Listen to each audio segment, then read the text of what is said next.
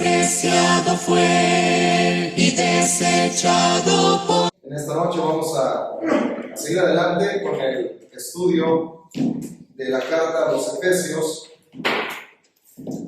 La semana pasada estudiamos acerca de esta situación de la predestinación. Hablamos acerca de cómo Dios había planeado todo.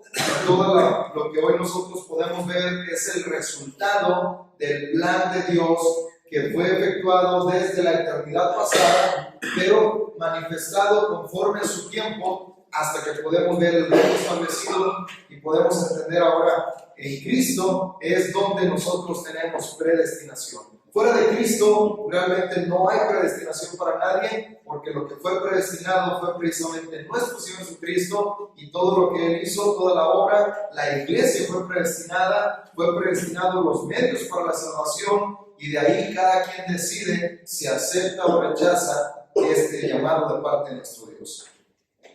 Bueno, cuando estudiamos acerca de esto, también nosotros nos damos cuenta que todo lo que Dios hace, todo tiene un propósito. Nunca es de una manera al azar, a ver qué resulta, a ver qué sale, vamos viendo a ver cómo se dan estas cosas, vamos a efectuar esto y a ver qué resulta. Estamos hablando de Dios, estamos hablando del arquitecto, estamos hablando del que planifica y todo se cumple de acuerdo a su voluntad. Nada escapa a sus planes, solamente que nosotros debemos de sujetarnos a su plan si es que queremos tener también los beneficios. Bueno, continuando con la lectura, vamos a ir a la carta a los Efesios, capítulo 1 y versículo 6. Dice así: para la alabanza de la gloria de su gracia, con la cual nos hizo aceptos en el amado. La iglesia es el cumplimiento del plan de nuestro Dios. No es una obra que los hombres hayan hecho. No es realmente que un grupo de hombres se haya puesto de acuerdo, haya diseñado todo este plan para poder llevarlo a cabo como lo vemos el día de hoy. Realmente el hombre no podía hacer algo tan perfecto.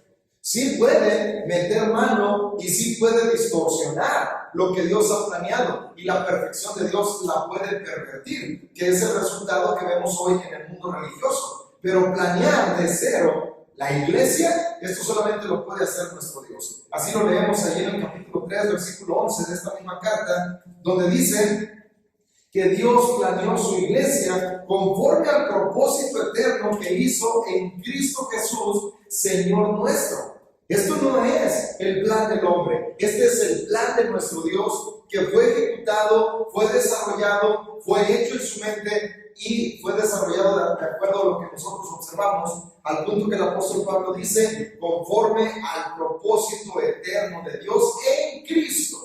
Es ahí donde se tienen los resultados, solamente a través de nuestro Señor Jesucristo, porque Él es el Mesías, el ungido, el Hijo de Dios, el que puede llevar a cabo su plan, el cual hoy nosotros ya podemos ver tan claramente. La iglesia dice aquí que existe para la alabanza de su gloria. Fuimos llamados para la alabanza de la gloria de su gracia. Para esto existimos, para esto es la iglesia, para alabar la gloria de nuestro Dios. Nosotros alabamos su gloria cuando comprendemos sus propósitos, cuando entendemos la riqueza de lo que va a hablar también el apóstol Pablo, cuando nosotros estamos dispuestos a obedecerle, estamos alabando la gloria de nuestro Dios, la gloria de su gracia. Esto es lo que enseña allí en Efesios capítulo 3 y versículo 21, el propósito con el cual existimos como iglesia. Dice, a Él sea la gloria en la iglesia, en Cristo Jesús, por todas las edades, por los siglos de los siglos. Amén. Esta es la razón por la que nosotros existimos, para darle gloria a nuestro Dios. Dice, nosotros estamos aquí para que la iglesia en Cristo le dé gloria a nuestro Dios. Esta es la razón por la cual fue formada la iglesia. Nuestra elección es para la alabanza de la gloria de nuestro Dios. Lo dice ahí en el capítulo 1, versículos 11 y 12 de esta misma carta. Dice Efesios 1, 11 y 12, en Él, hablando de Cristo, en Él asimismo tuvimos herencia, habiendo sido predestinados conforme al propósito del que hace todas las cosas según el designio de su voluntad, a fin de que seamos para alabanza de su gloria, nosotros los que primeramente esperábamos en Cristo. Y habla acerca de este evangelio de la salvación que fue predicado. Aquellos que estaban esperando el Mesías fueron tan excelentes noticias que se alegraron y pudieron disfrutar de ver el establecimiento del reino, de ver que Dios había cumplido su palabra y por fin el Mesías había llegado.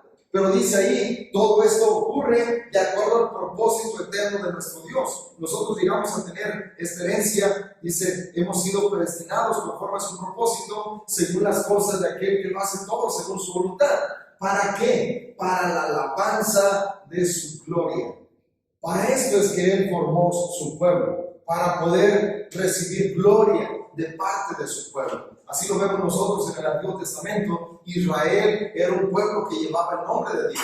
Israel era un pueblo santo, separado de los demás pueblos para la gloria de Dios. Era su especial tesoro, era la niña de sus ojos, porque Dios puso en él su nombre. Y esta es la razón por la cual también la iglesia existe, para alabar la gloria de nuestro Dios. Dice que por su gracia nosotros fuimos aceptados en el amado. Nosotros fuimos llamados para darle gloria. Y dice, y por su gracia nosotros somos aceptados, somos aceptos en el amado. Dice que fuimos llamados para la alabanza de la gloria de su gracia.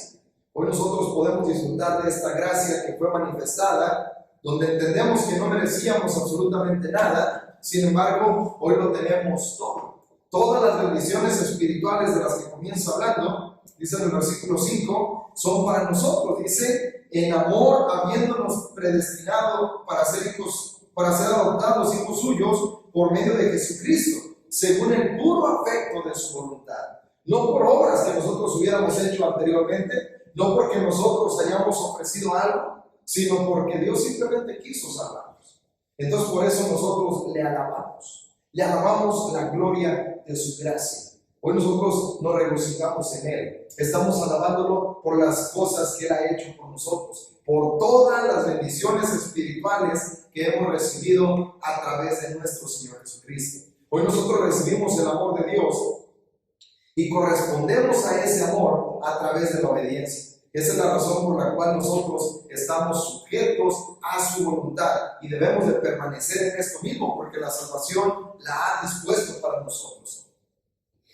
Dice el apóstol Pablo en el versículo 7, Efesios 1:7, dice, en quien tenemos redención por su sangre, el perdón de pecados según las riquezas de su gracia. Y vamos aquí por partes. Dice el apóstol Pablo, dice que en Cristo nosotros tenemos la redención, y desde la ley se habla acerca de la sangre para expiación. Dice aquí, nosotros tenemos redención por su sangre. La sangre, según desde el Antiguo Testamento encontramos en el libro de Levíticos, dice que nosotros, podemos encontrar esto, como el pueblo recibió este mandato de parte de Dios, donde les decía, ustedes no pueden comer sangre, porque la sangre es la vida. Entonces, es ahí donde nosotros vemos la riqueza de parte de nuestro Dios para con nosotros, donde Dios nos dio a su Hijo unigénito. Dice ahí, nosotros tenemos este entendimiento de allá del libro de Levíticos, capítulo 17, versículo 11. Dice así, porque la vida de la carne en la sangre está, y yo os la he dado para hacer expiación sobre el altar por sus almas, y de la misma sangre hará expiación de la persona. La sangre era una parte vital para nuestro Dios, donde dice que no podían comerse la sangre por beneficio precisamente de aquellos que estaban recibiendo el mandamiento. Pero también dice, porque la sangre yo las doy a ustedes, pero no para que se la coman, se las doy para que hagan expiación, y hará expiación de su alma, y la misma sangre hará expiación de su cuerpo.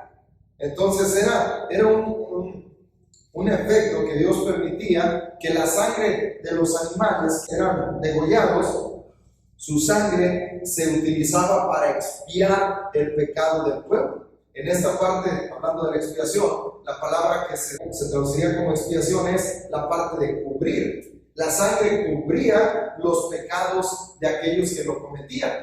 Cuando ofrecían sacrificio por culpa o sacrificio por el pecado, dice, sería lo mismo. Entonces la sangre era para poder hacer expiación por la culpa, expiación por el pecado.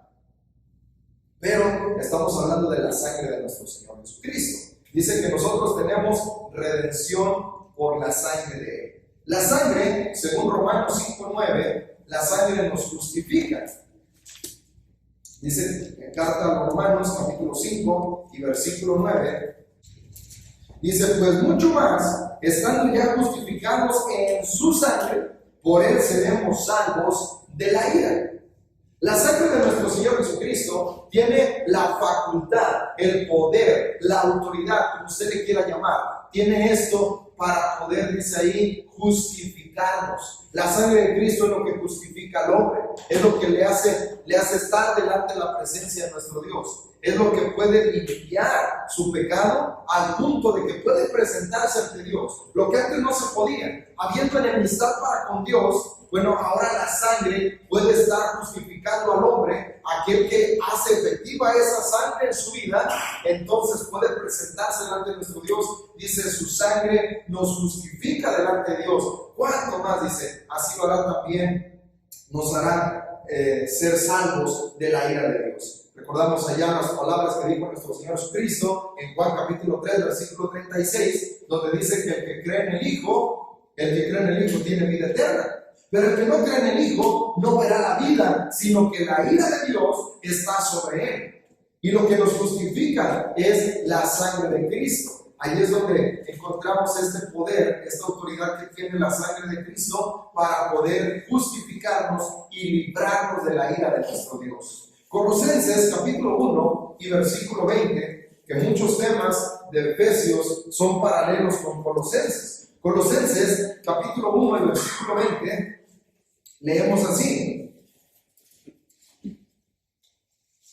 Cuando habla acerca de Cristo como la imagen del Dios invisible, como el primogénito de entre los muertos, dice, y por medio de Él, es decir, de Cristo, dice, por medio de Él, reconciliar consigo todas las cosas, las que están en la tierra como las que están en los cielos, haciendo la paz mediante la sangre de su cruz.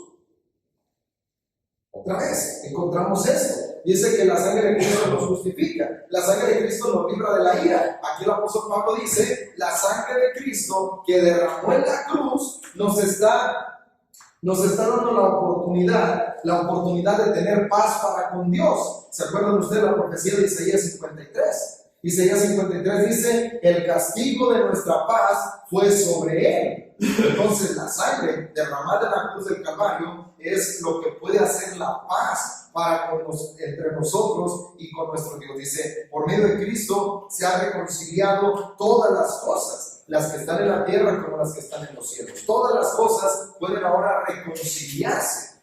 Cuando nosotros estamos en contra de Dios, somos enemigos de Dios. Cualquiera que no quiera obedecer es enemigo de Dios, es enemigo de la cruz, es enemigo de Cristo. Pero cuando nosotros recibimos a Cristo, entonces ahora en lugar de estar en contra, estamos en obediencia y ahora son reconciliadas todas las cosas, se hace la paz por medio de la sangre que fue derramada en la cruz del Calvario. No es que el hombre quiera, no es que el hombre busque, es que Cristo lo hace posible. Su sangre es lo que hace posible esta reconciliación. No es de que el hombre vaya a algún lugar, se incline delante de Dios y ya pueda hacer las paces con Dios. Esto no sirve. Si no hay la sangre de por medio, no hay paces, no hay algo que se pueda arreglar. Hebreos capítulo 9, versículo 22, nos habla sobre esto mismo. Hebreos 9, 22. Dice, y casi todo es purificado, según la ley, con sangre. Y sin derramamiento de sangre no se hace remisión. ¿Se acuerdan ustedes? La sangre, como decía allí en lo que leímos en Levíticos, La sangre era para expiación del alma, pero también dice, con la misma sangre se podía purificar el cuerpo. La sangre muchas veces era también para la purificación.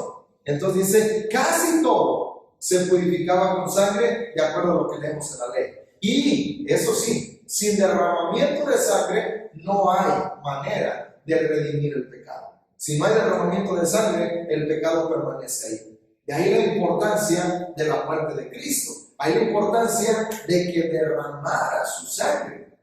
Y cuando estudiamos acerca de la crucifixión, nos damos cuenta que cuando el soldado le atraviesa con una lanza, bueno, encontramos que se había desangrado.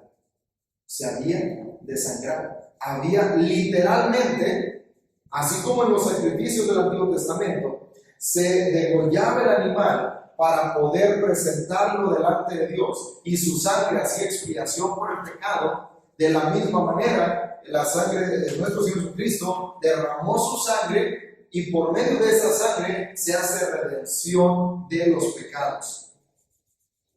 Esta es la sangre que nuestro Señor Jesucristo derramó, la que nos hizo cercanos, según Efesios capítulo 2, versículo 13.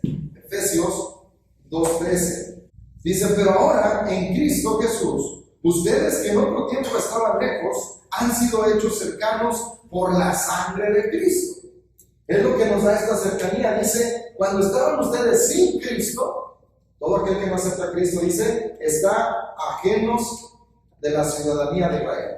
Están ajenos a los pactos de la promesa. Dice ahí que no tienen esperanza y no tienen Dios en el mundo. Estaban lejos. Dice, pero ahora en Cristo Jesús, los que estaban lejos son hechos cercanos por medio de su sangre. Nos da esta cercanía, es decir, de los dos pueblos, judíos y gentiles, ahora tienen la misma entrada para llegar al Padre, para poder entrar al reino. Esto es a través de nuestro Señor Jesucristo. Así de que bueno, dentro de lo que menciona aquí el apóstol Pablo, en lo que estamos leyendo en Efesios 1:7, dice que nosotros tenemos redención por su sangre. Esta palabra redención se habla del rescate. Esto es lo que quiere decir la palabra redención y a lo que hace alusión. Bueno, era el pago que se daba por el rescate de un esclavo. Allá en Levíticos capítulo 25, versículos 47 al 54, vamos a ir nuevamente a ese libro de la ley. Levíticos capítulo 25, versículos 47 al 54. Dice, si el forastero o el extranjero que está contigo se enriquece y tu hermano que está junto a él empobrece y se vende al forastero como extranjero que está contigo, o alguna de la familia del extranjero, después de que se haya vendido, podrá ser rescatado. Uno de sus hermanos lo rescatará, o su tío, o el hijo de su tío lo rescatará, o un pariente cercano de su familia lo rescatará, o si sus medios le alcanzan, él mismo se rescatará. Hará la cuenta con lo que se compró, desde el año en que se vendió a él hasta el año del jubileo, y ha de apreciarse el precio de su venta conforme al número de los años, y se contará el tiempo que estuvo con él conforme al tiempo de un criado asalariado. Si aún fueren muchos años, conforme a ellos devolverá para su rescate del dinero por el cual se vendió. Y si queda poco tiempo hasta el año del jubileo, entonces se hará un cálculo con él y devolverá su rescate conforme a sus años, como el tomando a salario anualmente hará con él. No se enseñoreará en él con rigor delante de tus ojos. Y si no se rescata en esos años, en el año del jubileo saldrá él y sus hijos con él, porque mis siervos son los hijos de Israel, son siervos míos, a los cuales saqué de la tierra de Egipto, yo Jehová, su Dios. Está hablando acerca del dinero. Cuando alguien empobrecía demasiado que ya no le alcanzaba para poder pagar las deudas, lo único que le quedaba era venderse como esclavo, era todo lo que le quedaba. Entonces se alquilaba, por decirlo así, se vendía, no se alquilaba, se vendía como esclavo y esto le alcanzaba para pagar las deudas, pero estaba esclavizado allí. Y dice ahí, había un tiempo, un periodo de tiempo que se conocía como el año del jubileo. Era cada 50 años. Cada 50 años se tenía que regresar todo lo que se había prestado. Entre judíos, ellos se prestaban, ellos se vendían incluso como esclavos para poder salir adelante en la economía. Pero para que no se envilecieran, para que no abusaran unos de otros, dice, al año 50, es decir, en el año del jubileo, tenía que dejarse libre todos los esclavos, tenía que devolverse las tierras, tenía que devolverse la prenda, porque así lo mandaba Dios. Entonces, aún Dios les dice, si tu hermano que empobreció va contigo y dice, no tengo cómo pagar mi deuda, me vendo a ti como esclavo para que tú pagues la deuda, entonces dice, tú no vas a actuar mezquinamente con él, no vas a pensar en tu mente, pero es que faltan 2 años para el jubileo y nada más me va a servir 2 años. Entonces, si después de 2 años o después de 1 año, lo voy a tener que dejar ir. Dice, no, si tu hermano acude contigo, ayúdalo, no seas mezquino, acuérdate que fuiste esclavo y vas tú a hacer de esta manera con tu hermano. Entonces, en el año del jubileo tenía que dejarse ir, pero aquí habla de algo bien importante. Dice, si un extranjero se enriquece y un judío empobrece y se vende como esclavo, dice, van a procurar su rescate. Primero, su familia directa, si no, un tío, si no, el hijo de su tío, y si no, algún familiar cercano. Procuren obtener la libertad. Pero si no, bueno, pues entonces espérense el año del jubileo, pero se tiene que buscar la libertad. El punto es este. Hablaba del rescate, se tenía que pagar y decía conforme al tiempo que se vendió, se tiene que devolver el dinero, se tiene que pagar. Habla de un pago por el rescate. ¿A dónde nos lleva esto? Nuestro Señor Jesucristo dijo que si el Hijo no lo libera, entonces no serían verdaderamente libres y van a ser esclavos, dice, porque Él es el que puede dar la libertad. Solamente Él. Nadie puede libertar a ninguno. Hablando de la esclavitud del pecado. El hombre, por su propia decisión, se ha hecho esclavo del pecado. De tal manera que no puede, por sus propios medios, liberarse del pecado. Pero Cristo es el que puede darle esta redención. Dice, en quien tenemos redención por su sangre. Esta es la parte donde habla acerca de la redención que obtenemos a través de nuestro Señor Jesucristo. ¿Cuánto costó la redención? Por supuesto lo sabemos. Primera de Pedro, capítulo 1, versículo 18 y 19, nos enseña acerca de esta verdad de nuestra vida. Y dice así el apóstol Pedro, sabiendo, Primera de Pedro 1, 18 y 19, sabiendo que fuisteis rescatados de vuestra vana manera de vivir, la cual recibisteis de vuestros padres, no con cosas corruptibles como oro o plata, sino con la sangre preciosa de Cristo, como de un cordero sin mancha y sin contaminación. Este fue el precio. Fue el precio estipulado. No se regateó. Así como en la ley decía Dios, cuando se venda, van a procurar la libertad. Y no va a ser lo que ustedes quieran dar, va a ser lo justo. A precio de asalariado, van a hacer la cuenta del tiempo y eso es lo que van a tener que pagar.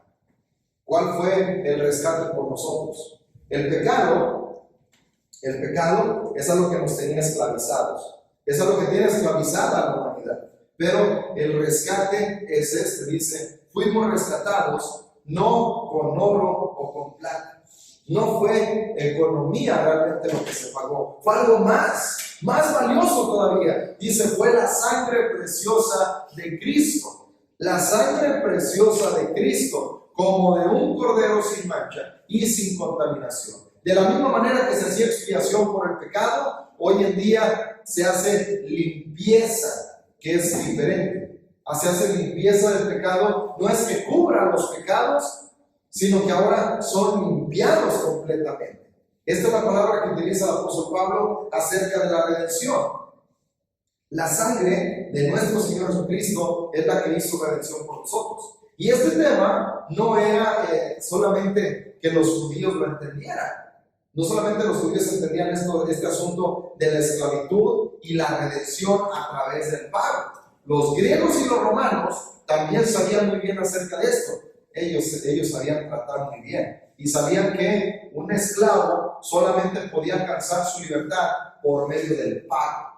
Y era la única manera. Entonces, cuando el apóstol Pablo les dice, sabiendo que fuimos rescatados, nosotros obtuvimos esta redención por medio de su sangre. Es un tema que ellos conocían, entendían de lo que estaba hablando. Estábamos esclavos, hubo un precio que se requería y este precio lo pagó nuestro Señor Jesucristo. Ahora nosotros somos libertados de la esclavitud del pecado con un propósito. Dice ahí en Tito, capítulo 2, y versículo 14. Tito 2:14.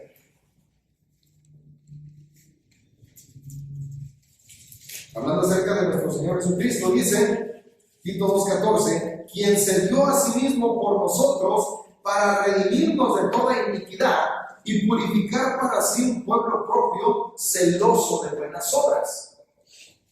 Fíjese usted el propósito. Y eso es algo que quisiera que entendiéramos en esta noche. Dice, este tema yo creo que no lo desconocemos. Nosotros entendemos este asunto de la redención, entendemos el asunto del rescate, entendemos el asunto del derramamiento de sangre, el perdón de los pecados. Esto yo creo que lo entendemos. Pero aquí el apóstol Pablo le escribe a Tito, dice que nosotros tenemos un propósito. Dios no hace las cosas al azar. La iglesia la planeó para que funcionara según el plan de Él, según el designio de Él, no del hombre. Y dice entonces que nosotros fuimos redimidos. Dice aquí el apóstol Pablo cuando le escribe a Tito, dice, Cristo se dio a sí mismo por nosotros. Y esto lo entendemos, esto lo sabemos.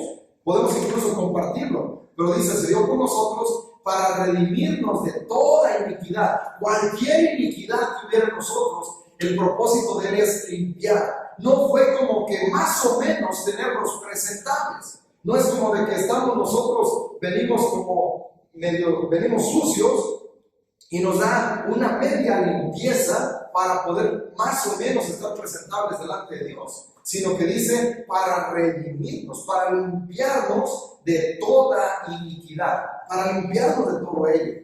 Y ahí es donde precisamente la sangre de Cristo actúa en nosotros, donde actúa a través del bautismo. El bautismo es para perdón de los pecados y a partir de ahí comienza un proceso que es donde nosotros entramos en la voluntad que tenemos para servir a nuestro Dios. Dice, y purificar para Él, no es para la gente, no es para lo que a nosotros nos complace, portarnos bien para agradar a los demás. No, la limpieza que nos dio es para agradarlo a Él. Dice, entonces nosotros tenemos esta pureza de parte de nuestro Dios a través de Cristo. Dice, porque Él quiere presentarse para sí un pueblo propio. Israel era el pueblo de Dios.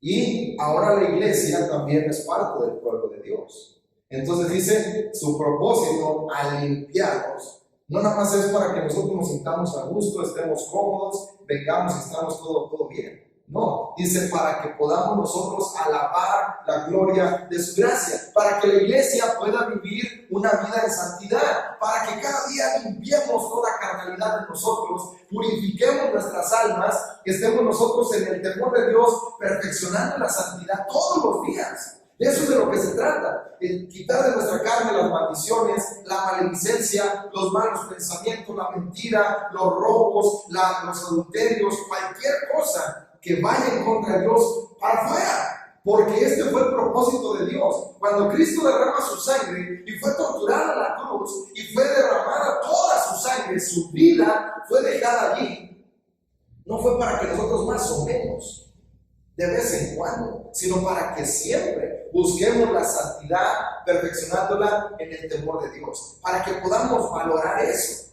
Fíjense la parte donde habla en el Apocalipsis de los redimidos. Apocalipsis capítulo 14 y versículo 3 nos habla acerca del grupo de los redimidos que alababan al Señor. Dice ahí, Apocalipsis capítulo 14, versículo 3, dice que lo alababan con un cántico nuevo. Y esto es la parte donde habla acerca de los redimidos.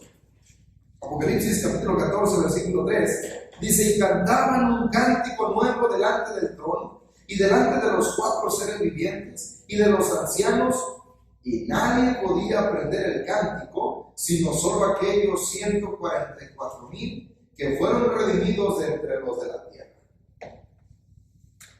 ¿Nos damos cuenta? El propósito de estar aquí se trata de poder limpiarnos cada vez más.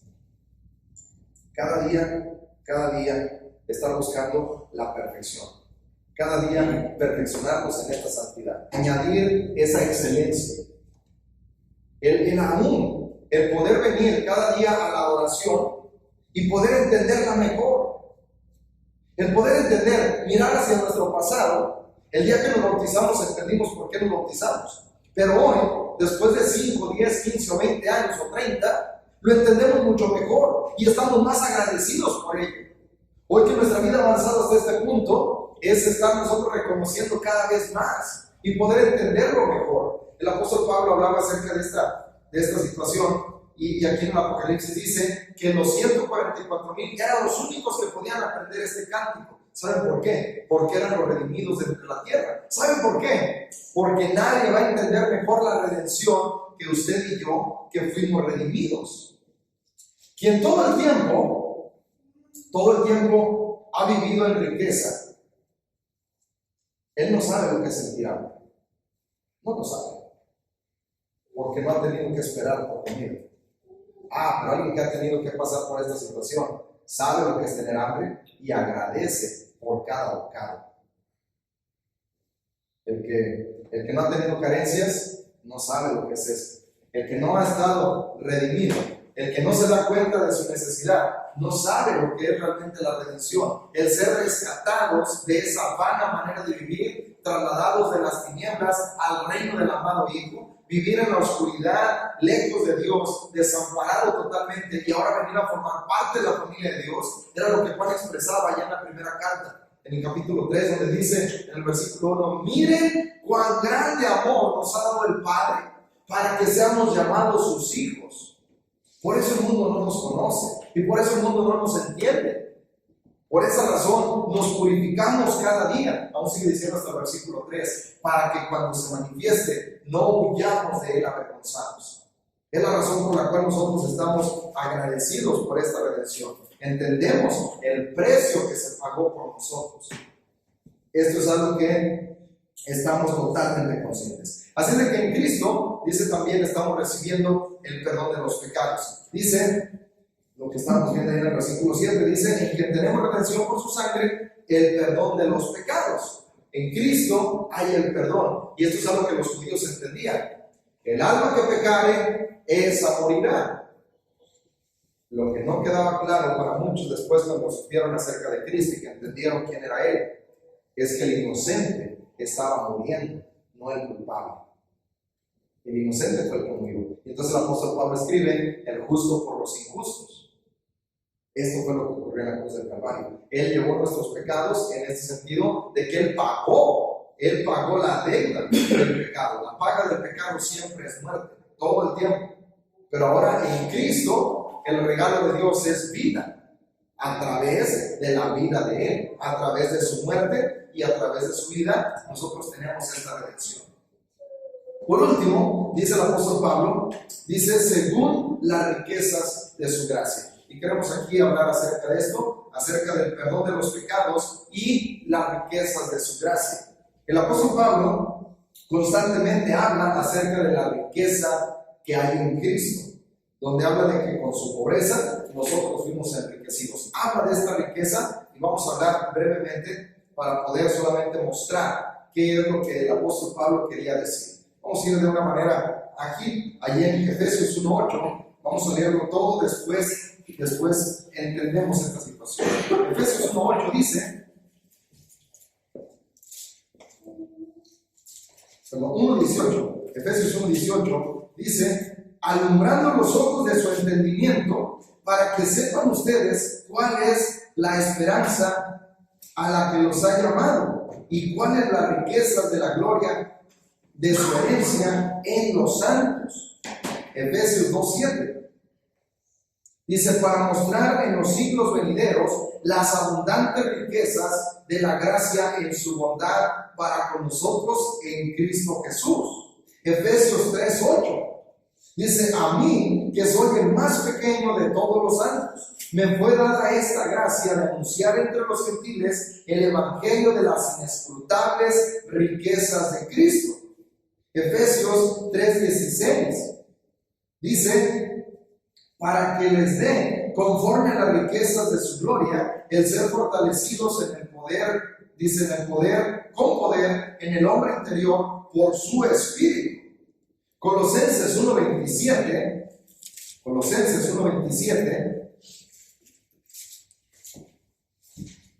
dice, a quienes Dios quiso dar a conocer las riquezas de la gloria de este misterio entre los gentiles, que es Cristo en vosotros, la esperanza de la gloria. Filipenses 4:19. Filipenses 4:19.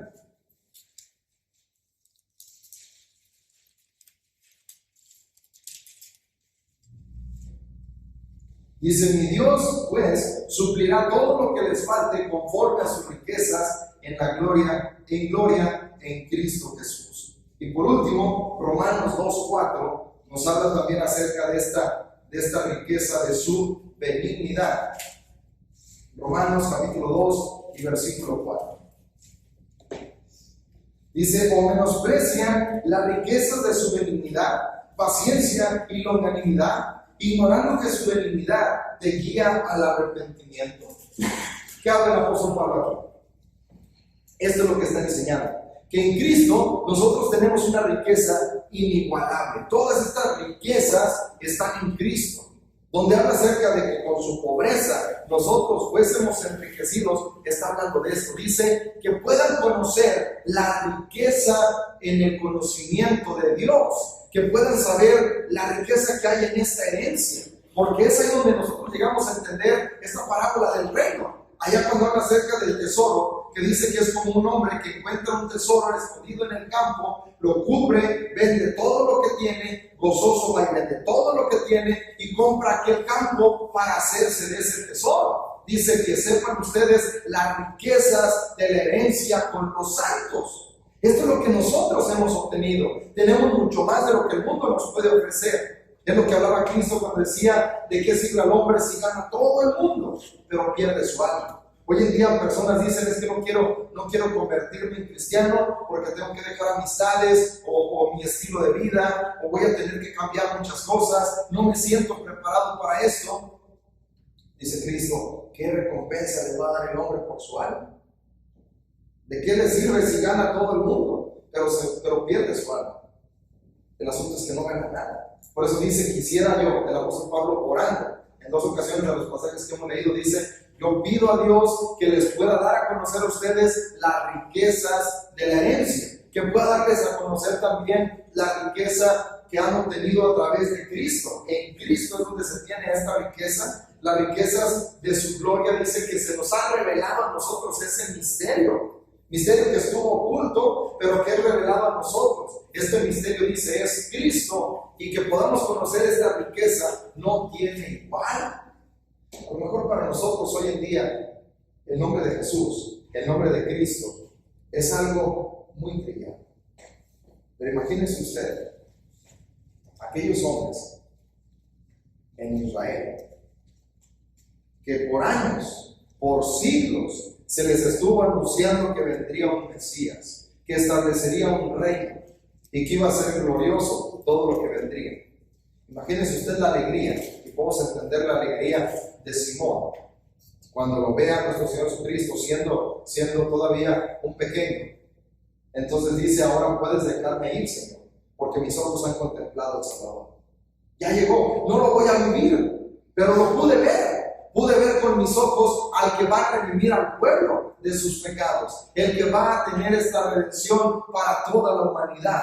Es algo que ellos estuvieron esperando. Y cuando lo recibieron, ellos se dieron cuenta, porque estaban esperando a Cristo. Entonces es cuando nosotros podemos llegar a entender, dice el apóstol Pablo, yo ruego a Dios que no vean esto como una religión. Y esto es precisamente lo que nosotros debemos de buscar, no ver esto como una religión, saber la riqueza que tenemos en Cristo, saber todo lo que Dios nos ha bendecido cuando dice, Él nos bendijo con toda bendición espiritual en los lugares celestiales. La verdad es una cosa tremenda lo que estamos recibiendo nosotros. Dice, yo quisiera que ustedes se pudieran dar cuenta, y ojalá Dios quiera que también nosotros nos podamos dar cuenta y dejar de ver esto como una religión y verlo como la riqueza que es, la riqueza que hemos recibido en Cristo, donde de acuerdo a la riqueza de su gloria nosotros hemos obtenido, dice, Él suplirá todas las cosas. Es lo mismo que decía nuestro Señor Jesucristo. Busquen primeramente el reino de Dios, su justicia, y todo lo demás, todas las cosas vendrán o serán añadidas. Eso es lo que está diciendo. Dice que mi Señor, mi Dios, les pueda dar a ustedes conforme a las riquezas de su gracia, que les pueda dar todo lo que ustedes necesitan. Pero esto solamente es capaz de recibirlo aquel que se da cuenta de esa riqueza. Quien lo vive como una religión solamente quedará estancado, viviendo como una religión, y no llegará a disfrutar plenamente de todo lo que hay para él. Así que, hermanos, al final de cuentas, dice ahí, la paciencia de Dios, la longanimidad de Dios es para que nosotros procedamos al arrepentimiento. Dice que es la riqueza de su bondad, paciencia y longanimidad. Todavía, en verdad, el Señor es rico en este asunto también, dándonos tiempo, dándonos la oportunidad de corregirnos, pero llegará un tiempo en que estemos delante de Él. Así de que el perdón, la redención y el llamado son por la misericordia de Dios conforme al propósito de Él. Vamos a aprender a valorar todo esto que tenemos, ser agradecidos por lo que hemos recibido, y esta gratitud mostrémosla a través de nuestra obediencia. Mas Dios, tu nombre a lo sumo exaltó, sumo exaltado Jesús, nombre sobre todo nombre.